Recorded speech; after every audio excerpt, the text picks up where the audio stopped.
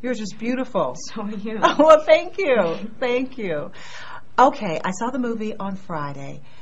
This is going to be big. Are you anticipating, the fans just going absolutely crazy, especially over the hot vampires in the movie? Right. Yeah. Well, they're already going crazy over the hot vampires. Right. Yeah. Hopefully. I mean, it's a very passionate book, so it makes sense that the audience would be like as hardcore. Right. And you hadn't read the books before, right? Mm-mm. Was that by design? Did you just not want to have any preconceived notions about who the character was?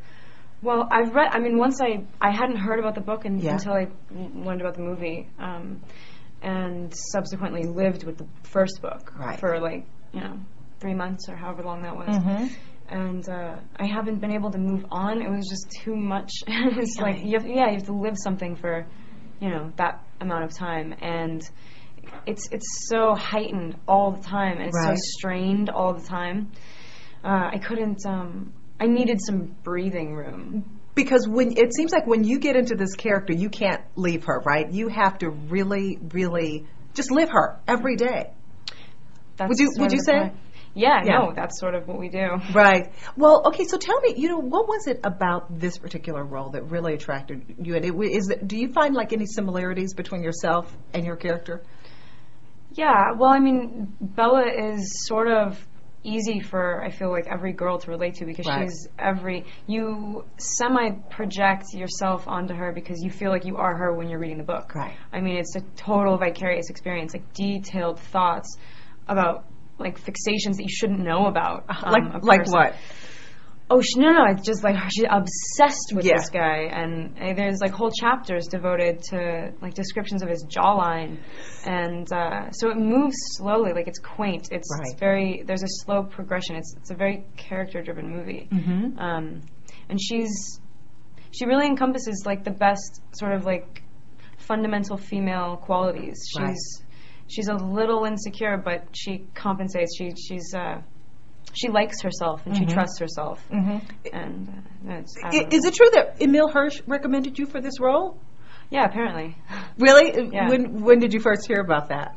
Catherine said something at the audition. She just said, it's weird. We're a very incestuous group. We all knew each other through other people. So it was Emile, said you agree? I don't know how it went down exactly, but I think they talked about it. So you haven't had a chance to call them and say, "Hey, thanks." Hey, thanks, buddy. No, maybe you should be making that call pretty soon. Let's talk about the chemistry between you and Rob. Did you two have to? Does that just happen, or do you have to work on it? Or when you guys first started shooting your scenes, did you just instantly know that you are going to have just such amazing chemistry? Well, the audition was pretty intense, just in that he was so different from everybody else that came in. He wasn't.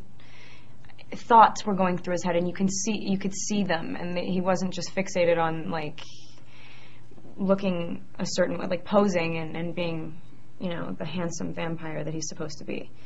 And you could feel real pain. To live 108 years alone, you're not going to be the perfect guy. Right. And he was the opposite of that. And he's also very responsive. He